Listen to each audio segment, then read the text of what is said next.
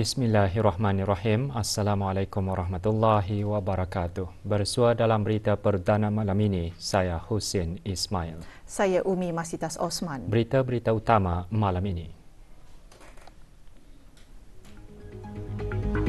Majlis bertadarus di Istana Nurul Iman berakhir dengan majlis khatam Al-Quran.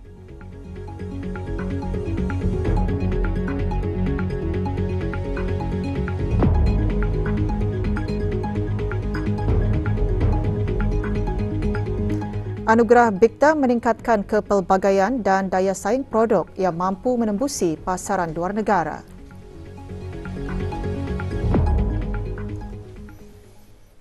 Majlis bertadarus yang diadakan pada setiap malam di Istana Nurul Iman sejak awal Ramadan berakhir semalam dengan majlis khatam Al-Quran.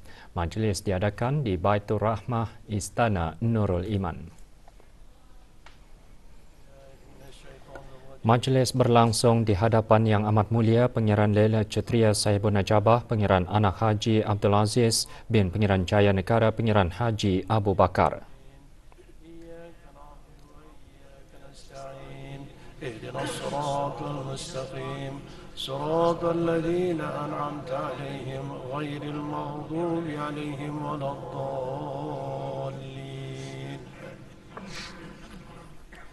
Bacaan ayat-ayat suci Al-Quran bermula dari surah Ad-Duha didahului oleh Yang Berhormat Pihin Udana Khatib Datu Paduka Seri Setia Ustaz Haji Awang Badarudin bin Pengarah Datu Paduka Haji Awang Osman, Menteri Hal Ehwal Agama.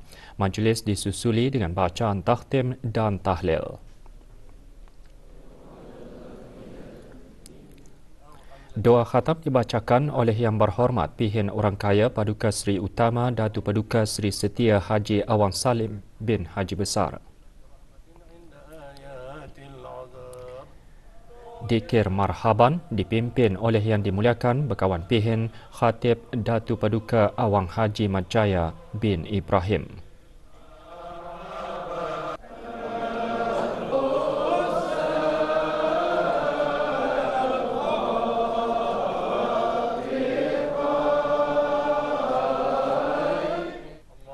Doa selamat dibacakan oleh Yang Berhormat Pihin Orang Kaya Paduka Seri Utama Datu Paduka Seri Setia Haji Awang Salim.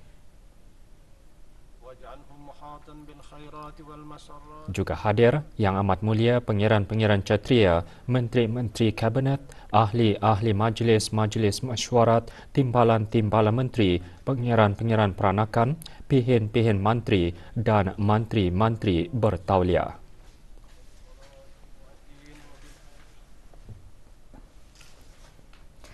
Majlis Sambutan Nuzul Al-Quran Peringkat Negara tahun 1444 Hijrah akan diadakan esok pukul 9 malam di Pusat Persidangan Antarabangsa Brakas. Antara pengisian acara, permakluman keputusan musabakah menghafaz Al-Quran beserta pemahamannya peringkat akhir kebangsaan dan keputusan musabakah menghafaz Al-Quran beserta pemahamannya peringkat negara anggota MABIMS. Bagi memastikan kelancaran sambutan tersebut, pagi tadi diadakan latihan penuh. Hadir Yang Berhormat Pihin Udana Khatib Datu Paduka Seri Setia Ustaz Haji Awang Badarudin bin Pengarah Datu Paduka Haji Awang Osman, Menteri Hal Ehwal Agama dan Yang Berhormat Pihin Datu Laila Raja Major Jeneral Bersara Datu Paduka Seri Haji Awang Halbi bin Haji Muhammad Yusof, Menteri di Jabatan Perdana Menteri dan Menteri Pertahanan kedua.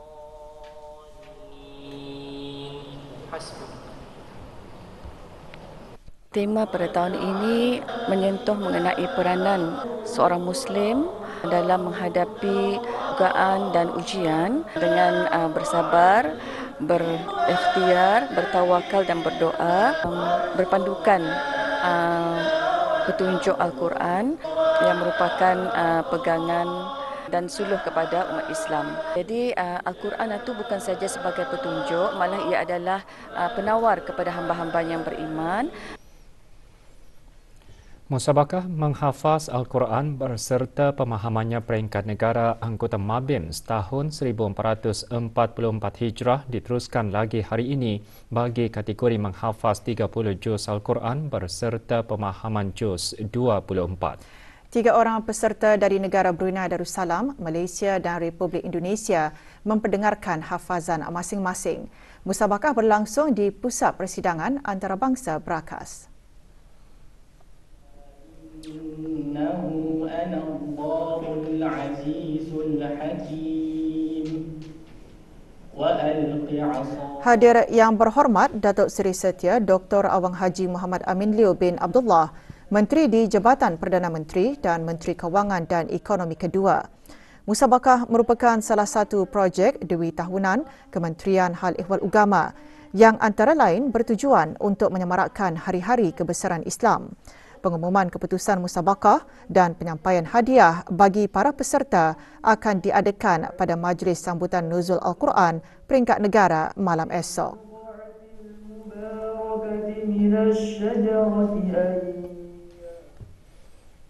Anugerah ICT Brunei BIKTA berperanan sebagai wadah bagi menggalakkan inovasi dan kreativiti dalam industri ICT dalam kalangan individu, pelajar serta organisasi awam dan swasta.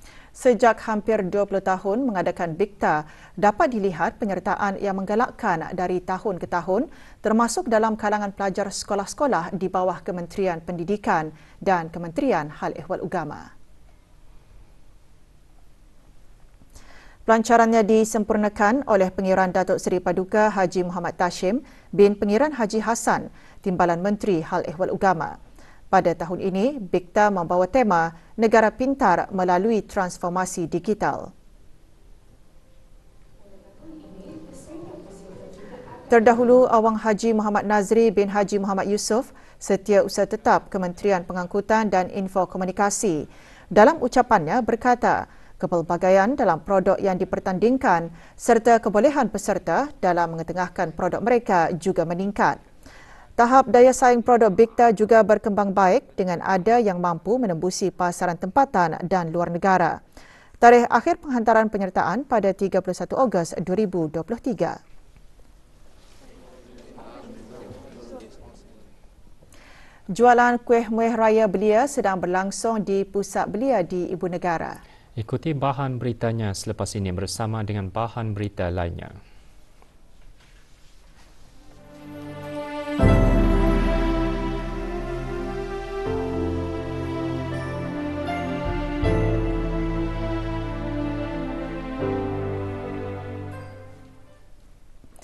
Lebih 300 orang anak-anak yatim mukim sengkurung dan orang kurang upaya dari Persatuan Semata Brunei petang tadi menerima sumbangan derma di Majlis Penyampaian Derma dan Berbuka Puasa anjuran Majlis Perundingan Kampung Jurudong A dan Jurudong B, Persatuan Warisan Kedayan Jurudong bersama kumpulan syarikat YMRM.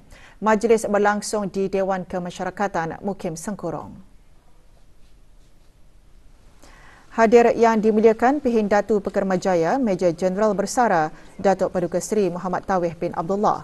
Juga hadir Tuan Yang Terutama Alok Amitabh Dimri, Pesuruh Jaya Tinggi Republik India ke negara Brunei Darussalam.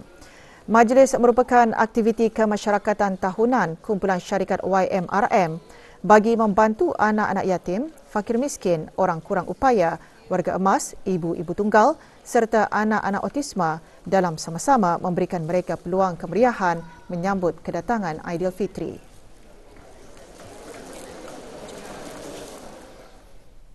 Kementerian Pendidikan melalui Jabatan Peperiksaan dengan kerjasama Urus Setia Majlis Pelajaran Kebangsaan dan Pusat Teknologi Maklumat petang tadi mengadakan Majlis Tadarus.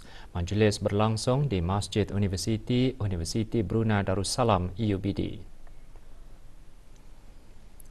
Acara dimulakan dengan penyampaian wakaf yang disempurnakan oleh Dr. Haji Azman bin Ahmad, Setiausaha Tetap Pengajian Tinggi Kementerian Pendidikan kepada Masjid Universiti UBD. Majlis seumpamanya salah satu aktiviti tahunan Kementerian Pendidikan dan jabatan-jabatan di bawahnya.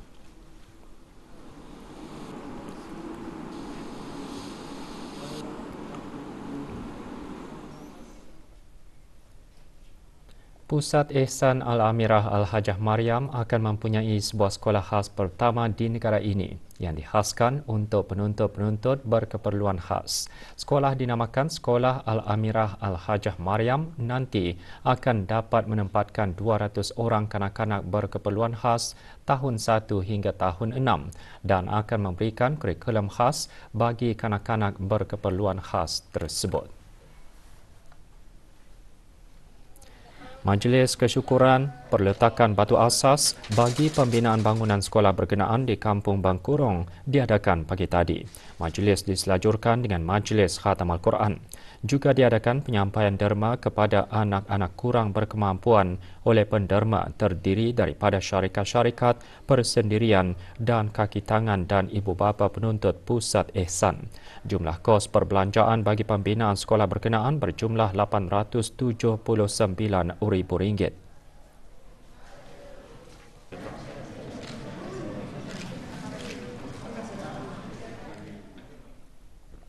Jualan kuih muih raya belia sedang berlangsung di Dewan Riadah Pusat Belia di Ibu Negara. Jualan diadakan sehingga 19 April ini dan beroperasi bermula pukul 10 pagi hingga 9.30 malam. Manakala pada hari Jumaat bermula pukul 2.15 petang hingga 9.30 malam. Pelancarannya disempurnakan oleh Dayang Umi Kalsum binti Haji Abdul Karim, pengarah belia dan sukan. Lebih 65 penyertaan dari kumpulan belia yang diwakili dari ahli-ahli pertubuhan Perkumpulan Perempuan WI Negara Brunei Darussalam, Pusat Pembangunan Belia, ahli-ahli Klub Pusat Belia Bandar Seri Begawan, Persatuan Pengakap Daerah Brunei Muara dan ibu-ibu tunggal menyertai jualan tersebut. Jualan tersebut dihasrat dapat memberikan peluang kepada belia yang berminat dalam bidang keusahawanan khususnya dalam pembuatan kuih muih.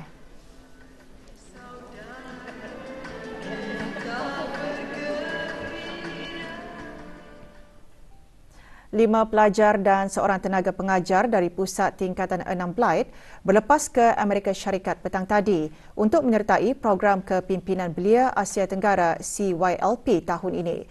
Peserta negara dipilih oleh Kedutaan Amerika Syarikat di negara Brunei Darussalam dengan kerjasama Kementerian Pendidikan. Berada di lapangan terbang bagi mengucapkan selamat belayar, para pegawai dari Kedutaan Amerika Syarikat di negara ini dan Kementerian Pendidikan. Dibiayai sepenuhnya oleh Jabatan Negara Amerika Syarikat, program CYLP akan berlangsung di Universiti Northern Illinois dari 7 April hingga 28 April 2023. So for preparation, the students we do have cultural nights, so they've been preparing for traditional dance for that. And then we also prepare a presentation because we'll be visiting a primary school there. So they buat presentation about Brunei. And then other than that, it's just preparation regarding what kind of project that they will do in Brunei.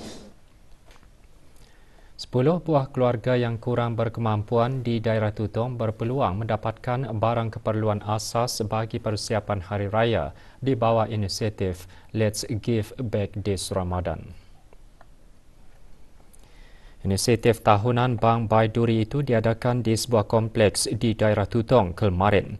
Keluarga-keluarga tersebut dikenal pasti melalui Kementerian Pendidikan. Inisiatif kali ke-7 dengan kerjasama Setia Motors bertujuan memberi keceriaan kepada keluarga kurang berkemampuan di negara ini bagi menyambut Hari Raya Aidilfitri. Beberapa warga negara asing ditahan semasa operasi Sakat JIPK 39-2023 yang menyasarkan bilik sewa dan rumah sewa di beberapa buah mukim di daerah Brunei dan Muara. Operasi dijalankan oleh Penguatkuasa Undang-Undang Jabatan Imigresen dan Pendaftaran Kebangsaan Bandar Seri Begawan. Semasa operasi di bilik sewa di Kampung Bunut, Mukim Kilanas, 2 orang ditahan dan dibawa untuk siasatan lanjut dan salah seorang daripadanya tinggal lebih masa. Sementara pada operasi di rumah sewa Kampung Bengkurong, 2 warga negara asing ditahan untuk siasatan lanjut setelah kedua-dua mereka dilaporkan sebagai pekerja lari daripada majikan. Dan dalam operasi di bilik sewa di Mukim Pangkalan Batu, seorang warga negara asing ditahan untuk siasatan lanjut dan masih lagi dalam siasatan di bawah Akta dan Peraturan Imigresen, iaitu masuk ke negara ini tanpa sebarang pas imigresen yang sah. Jabatan Imigresen dan Pendaftaran Kebangsaan mengingatkan warga negara asing di negara ini yang melakukan kesalahan akan diambil tindakan dan jika sabit kesalahan akan dihadapkan ke mahkamah, dipenjarakan dan diusir ke negara asal dan nama mereka disenarai hitamkan.